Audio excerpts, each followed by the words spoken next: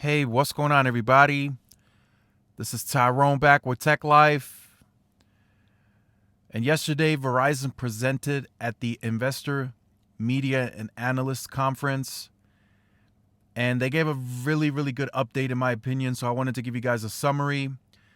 So, as you can see here on the fourth in the article, which I will leave in the description down below, JP Morgan boosts its Verizon overweight rating and just pretty much noting spectrum and opportunity. And that's really something that Verizon presented yesterday at the conference, that they feel very strongly positioned, that they positioned the company very strongly for future success.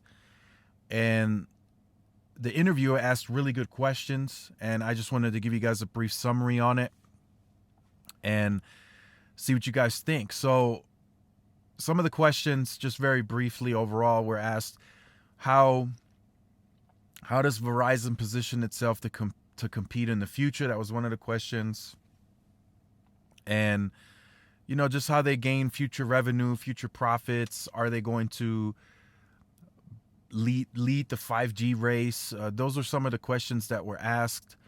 And Ronan Dunn, I think, answered them very good. Maybe not super detailed as they may have liked, but he was straightforward. And of course, he works for the company, so he's probably very biased.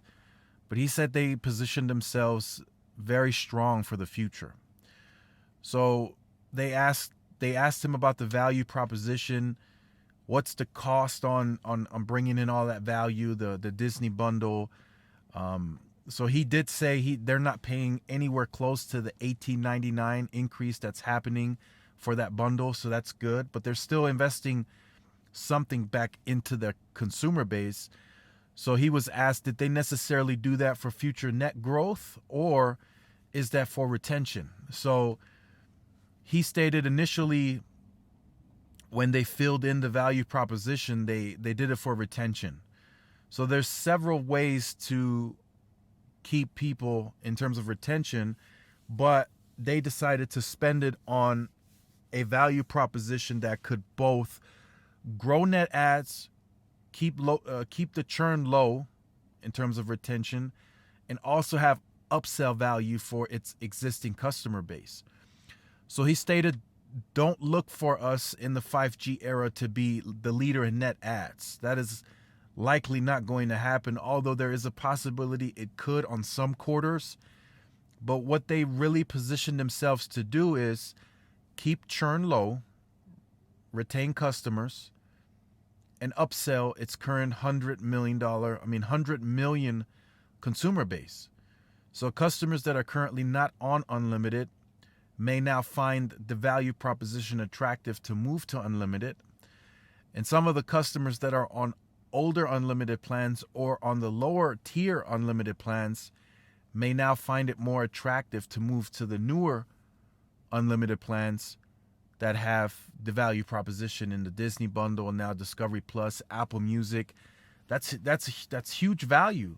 So the consumer may say, look, for this extra $10, which is an ARPU increase for Verizon, I get all this value. So they may be more inclined to move to a higher and unlimited offering because of the value proposition. So that's kind of how Verizon positioned themselves. And then even more so when if it's not 100% guaranteed yet, but if and when the TracFone deal closes, Verizon has additional potential to upsell those customers as well. Although I believe those customers are on TracFone for a very low value proposition. They want cheap plans.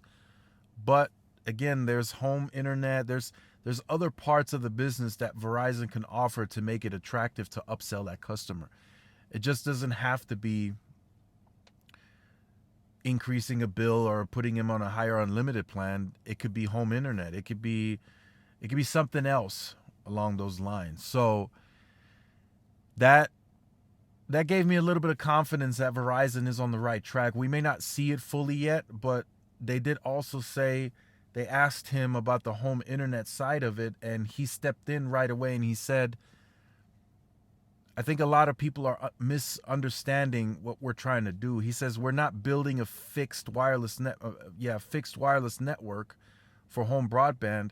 He says I'm building a mobility network with a second use case for home internet. So that means it's not going to go everywhere. They're not going to put the millimeter wave everywhere to push home internet. They're not going to do that.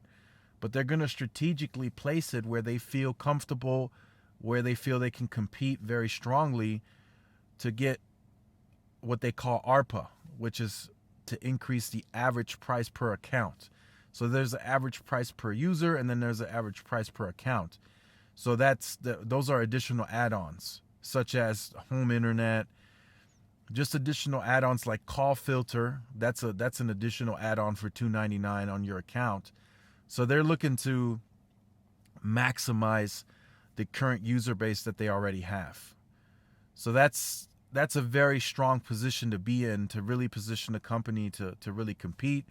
I just think that, again, I've said it previously, if they make Fios OTT and they offer it as a streaming platform, I think they can really deepen its relationship with the customer base, and they can push a great wireless product, home internet, and TV all in one as an add-on. And I think they can really increase the average price per account doing that, because people are still going to look for a TV offering as well. And if Verizon doesn't offer one, they're going to have to get it somewhere else. So yeah, there could still be a YouTube TV partnership that could come out of this. But he did say, look forward to an exciting 2021. So again, millimeter wave, they're going to push that no matter what happens. I think Verizon's investors are already aware that they're heavily investing in C-band. I would say Verizon likely notified them in some way, shape, or form. It's all over the public. If you're a Verizon investor, you're likely tracking this as well. But I think most of them knew that this was coming, that they're now expected to spend somewhere close to $40 billion on C-band. Those are the new estimates, between 30 to 40 billion. That is a huge investment in spectrum, which you have to spend additionally to roll it out as well. And then fiber, and it's a big heavy investment. So instead of creating new revenue in the future, they're looking to upsell and increase ARPU and the average price per account. And short term, that seems to be the way they want to gain additional profits and revenue. So let me know what you think about this. This was just, like I said, a brief summary from the video. T-Mobile's presentation is today at 3 o'clock my time, so I will be tuned in for that and give you a summary on that as well. I think theirs by far will be more vocal, more detailed. Ronan Dunn really didn't give an update on any network, like in terms of, did DSS expand anymore? Did millimeter wave go to new cities? He didn't really give an update on that. So I will be tuned into the T-Mobile one, and there will be likely a lot more detailed updates, at least from the network perspective, and the business guidance for this year. And then I'm sure they'll give preliminary numbers for the quarter as well. So definitely stay tuned for that. If you have been on the channel or you're new to the channel, make sure you like, share, subscribe, hit the notification bell so you are notified when I do upload content. Make sure to follow the social media outlets. They will be in the description down below, so you guys can check that out as well. And thanks again for watching. This is Tyrone with Tech Life, and I'll see you guys in the next one. Peace.